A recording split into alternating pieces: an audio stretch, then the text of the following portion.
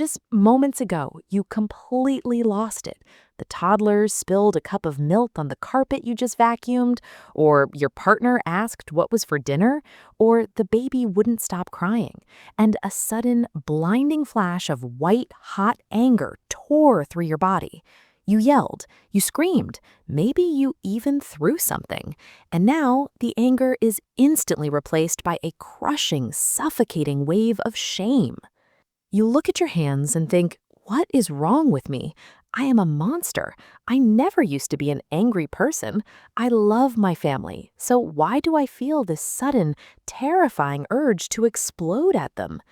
If you are nodding your head right now with tears welling up in your eyes because this is exactly what happened in your house yesterday, please take a deep, slow breath with me.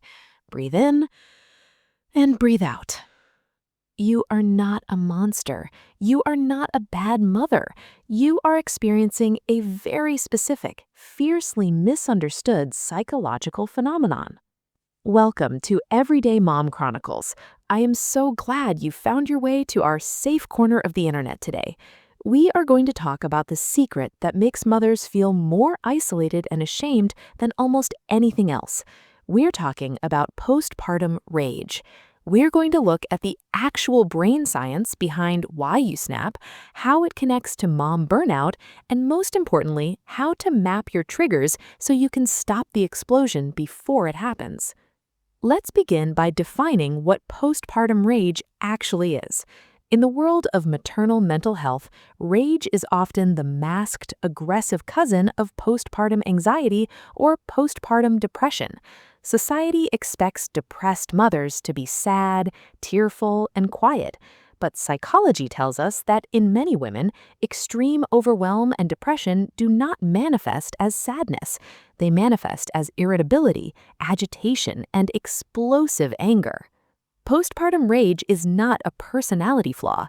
It is a distress signal from a profoundly overloaded nervous system. Think of your brain like a smartphone. You have a finite amount of battery power. Let's call it your emotional bandwidth. Every single demand drains that battery. Waking up at 2 a.m. drains 10%. Nursing or making a bottle drains 5%. Managing the mental load of grocery shopping, pediatrician appointments, and nap schedules drains 30%. Navigating a toddler's tantrum drains another 20%.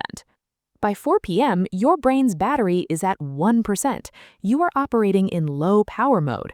Your prefrontal cortex, the logical, rational, patient part of your brain, shuts down to conserve energy. And when the prefrontal cortex goes offline, your amygdala, the primal, emotional, survival center of your brain, takes the steering wheel. So when your partner walks in and casually asks, "Where are my keys?" your logical brain isn't there to answer nicely. Your amygdala perceives that simple question as one final, intolerable demand on your depleted system. It registers it as a threat to your survival, and its response to a threat is to fight, hence the rage. The rage is literally your brain's last-ditch effort to create a boundary. It's your nervous system screaming, "Back off, I cannot process one more piece of data."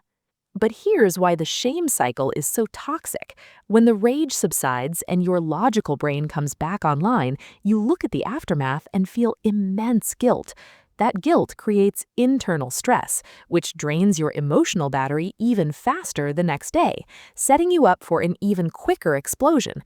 It's a relentless loop. We have to break the loop, and we break it by understanding your specific triggers. There are two primary types of triggers for postpartum rage: environmental and physiological. Environmental triggers are usually sensory. When you're a mother, your body is essentially public property. You're touched out.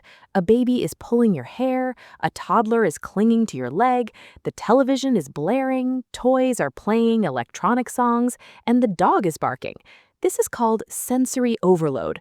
Your brain can't filter out the noise, and the physical sensation of being touched becomes genuinely painful.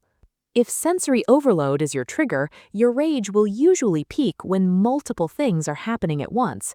The solution here is to create micro moments of sensory deprivation.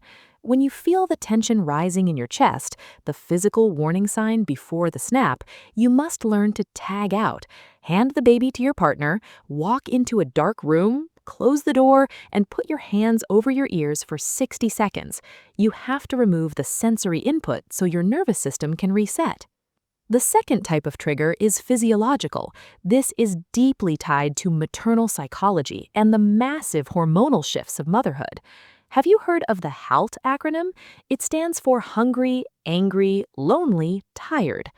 Mothers are chronically tired. Sleep deprivation is actually used as an interrogation tactic because of how quickly it destroys cognitive function. Add to that the fact that many mothers survive on cold coffee and leftover toddler snacks instead of actual protein-rich meals. Your blood sugar is crashing while your exhaustion is peaking. You are physiologically primed for a meltdown. If this is your trigger, you cannot wait until you feel calm to eat or rest. You have to treat food and sleep as non-negotiable medical requirements, not luxuries. But there's a third, deeper layer to postpartum rage.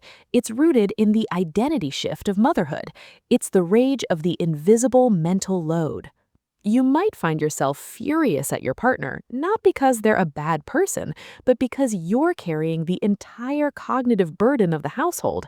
You're angry that you have to ask them to help. You're angry that society expects you to intuitively know how to do everything, while praising fathers for babysitting their own children. This type of rage is valid. It's born from structural inequality and mom burnout. But exploding at your partner in the moment will not solve it. It will only create defensiveness. When you're calm, you have to sit down and use the language of maternal mental health. You have to say, I am experiencing mom burnout because of the invisible mental load. When I have to delegate tasks to you, it takes more energy than doing them myself. I need you to proactively take ownership of specific areas of our life. Healing postpartum rage is not about suppressing your anger. Suppressed anger just turns into depression. Healing is about catching the anger before it turns into a fire. It's about recognizing the physical signs, the clenched jaw, the tight chest, the shallow breathing, and recognizing that these are signals that your battery is at 1%. You are not a bad mom for feeling angry. Anger is a natural human emotion. It's what we do with it that matters. You can learn to pause. You can learn to ask for help before you reach the breaking point. If you have ever felt the shame of postpartum rage, if you have ever cried after losing your temper, I want you to go down to the comments right now and just type, "I'm trying." Let's show each other that we're all imperfect, exhausted women doing the best we can. Let's validate the effort it takes to keep trying. Please like this video to help the algorithm reach another mother who feels like a monster today. And subscribe to Everyday Mom Chronicles for more science-backed empathy. You are deeply loved and you are doing a hard job. I'll see you in the next video.